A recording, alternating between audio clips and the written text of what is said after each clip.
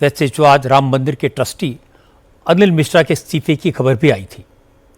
अनिल मिश्रा चढ़ावे की गिनती के लिए मुख्य रूप से जिम्मेदार थे। ओवरऑल रिस्पॉन्सिबिलिटी उन्हीं की थी। अनिल मिश्रा अयोध्या के ही रहने वाले हैं। उन्हें राम मंदिर का ट्रस्टी बनाया गया था, लेकिन एसआईटी ने अपनी रिपोर्ट में कहा है कि अनिल मिश्रा ने अपने करीबी लोगों को बिना परखे मंदिर में नौकरी पर रखवाया। हालांकि चढ़ावे की गिनती का काम स्टेट बैंक ऑफ इंडिया का था।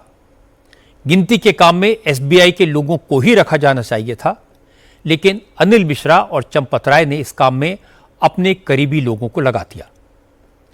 राम मंदिर परिसर में बने जिस फैसिलिटेशन सेंटर के बेसमेंट में चढ़ावे की गिनती होती थी, उसी सेंटर के बगल में अनिल मिश्रा का अपना ऑफिस है।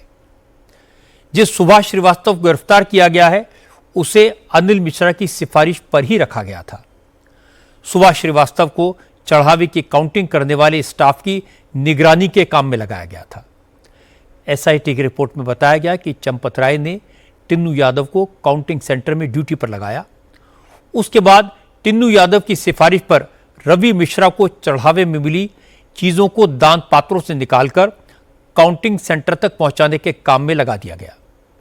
फिर रवि मिश्रा की सिफारिश पर उसके बेटे अनुकल्प मिश्रा को फैसिलिटेशन सेंटर में नौकरी दे दी गई।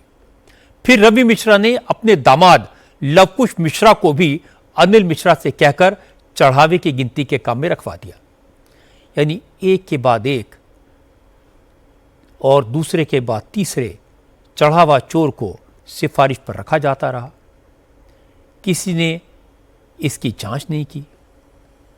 एसआईटी ने कहा कि गिनती के दौरान न तो यूनिफॉर्म के कोड को फॉलो किया गया, न गिनती करने वालों की रेगुलर चेकिंग की गई।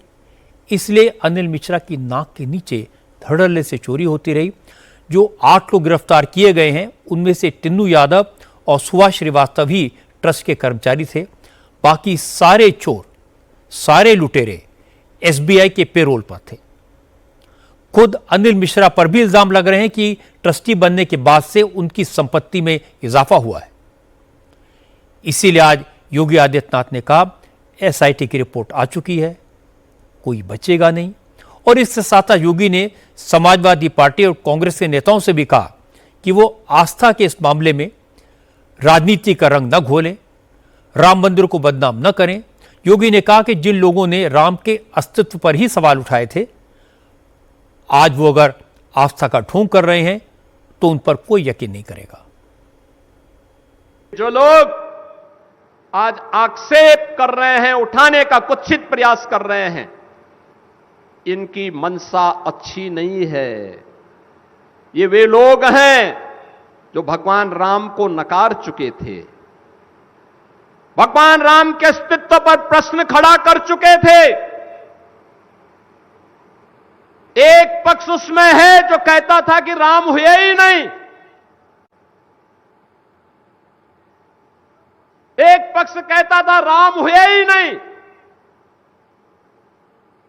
यानी अयोध्या को भी ये नकारना चाहते थे।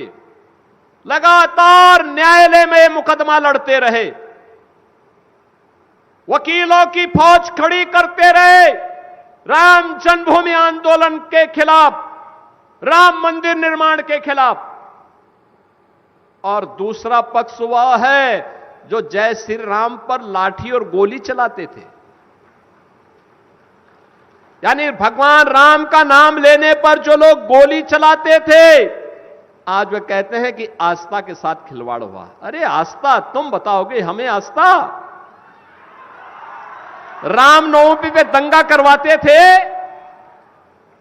श्री कृष्ण जन्मोत्सव को बैन करते थे, कावड़ यात्रा को नहीं निकलने देते थे, दुर्गा पूजा में दंगा करवाते थे। लार का दंगा तो सबको याद है ही। वे आज अयोध्या पे आक्षेप लगा रहे हैं। बहनों और भाइयों, ये स्वीकार्य नहीं। सरकार की जो मंशा है, सरकार ने पहले दिन कहा कि दूध का दूध और पानी का पानी सबके सामने आएगा।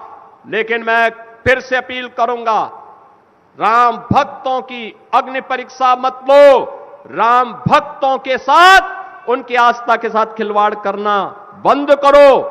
अगर तथ्य नहीं है, पुष्ट प्रमाण नहीं है, तो आरोप प्रत्यारोप बंद करो, और प्रमाण है तो एसआईटी को सबूत सहित प्रमाण प्रस्तुत करो।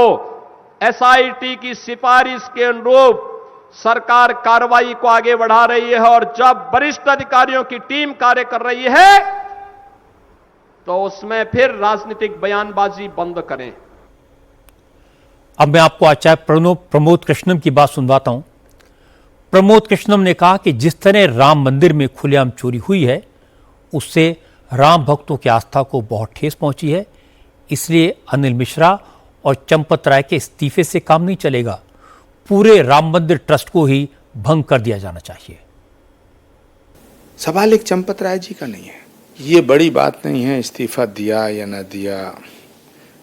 बड़ा सवाल ये है कि करोड़ों लोगों की आस्था के ऊपर कुठाराघात हुआ है।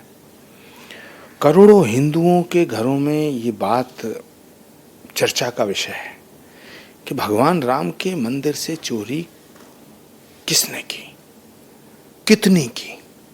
और ये 10, 20, 50 करोड़ का मामला नहीं है, ये हजारों करोड़ का मामला है। तो ट्रस्ट को अपना ट्रस्ट बनाए रखने के लिए सब पदाधिकारियों को अपने अपने पदों से इस्तीफा देना चाहिए। अगर ट्रस्ट के पदाधिकारी अपने पदों पर बने रहेंगे तो फिर लोगों को ये कहने का मौका मिलेगा कि भाई जांच निष्पक्ष नहीं हुई। तो जांच निष्पक्ष हो और इंसाफ मिले, न्याय होना चाहिए, ये अलग पहलू है, लेकिन न्याय होते हुए दिखना भी चाहिए। हालांकि विश्व हिंदू परिषद में कुछ ऐसे नेता भी हैं जो खुलकर चंपत राय का बचाव कर रहे हैं। वीएचपी के नेता सुरेंद्र जैन ने कहा कि अगर किसी के पास चंपत राय के खिलाफ सबूत हैं तो वो एसआईटी को दे। सिर्फ सियासी बयानबाजी के आधार पर तो चंपत राय पर कोई कार्रवाई नहीं की जा सकती। अब नाम लिए जा रहे हैं, अब कहा जा रहा है कि इसमें चंपत जी का नाम नहीं है। अरे भाई, अभी तो आरोपियों का नाम सामने आया है, एसआईटी की जांच अभी पूरी नहीं हो गई है। क्या आप प्रभावित करना चाहते हैं कि इनका नाम भी लाया जाए, उनका नाम भी लाया जाए? आज आपकी सूची में एक और नया नाम जुड़ गया।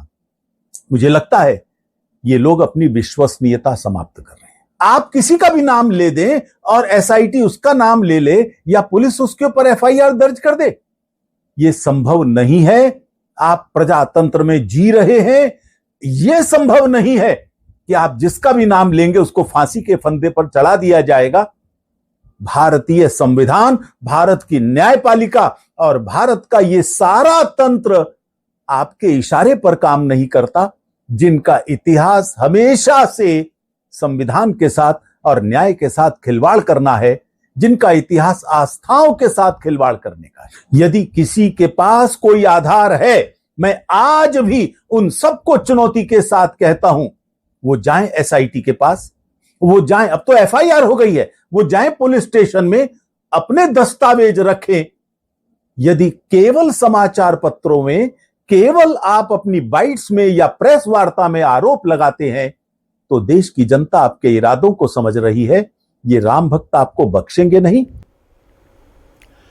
अगर कोई ये कहता है कि चंपत राय सीधे साधे हैं, जिसने अपने आप को स्वयंसेवक कहा उस पर भरोसा कर लिया, तो ये बड़ा बेकार का तर्क है। ये कोई एक दिन की बात नहीं है कि किसी ने धोखा दे दिया। राम मंदिर को मिले दान में चोरी, लूट, उसका कवर अप और भाई भतीजावाद लंबे अरसे से चल रहा था। चंपत राय ट्रस्ट को अपनी रियासत की तरह चला रहे थे। अपने ड्राइवर को मंदिर की चाबियां सौंप दी, उसे काउंटिंग के काम में लगा दिया। ड्राइवर अपने भतीजों को ले आया। देखा देखी दूसरे लोग भी चोरी में शामिल हो गए। वो लोग भी अपने भाई भतीजों को ले आए। चंपत राय और अनिल मिश्रा आग से खेलते रहे। कारवां गुजर गया, गुबार देखते रहे। जब बात बाहर निकल गई तो चोरों के पास रुपए रिकवर करने पहुंच गए। पैसे मिलने को अपनी काबिलियत मान बैठे। सीसीटीवी से जो सबूत इकट्ठे किए उसे प्रिजर्व नहीं किया, उल्टे अपनी हरकतों से चोरों को अलर्ट कर दिया। ट्रस्ट पर एक छत राज करने की ललक ने उन्हें इस हालत में पहुंचा दिया कि वो शक के दायरे में आ गए।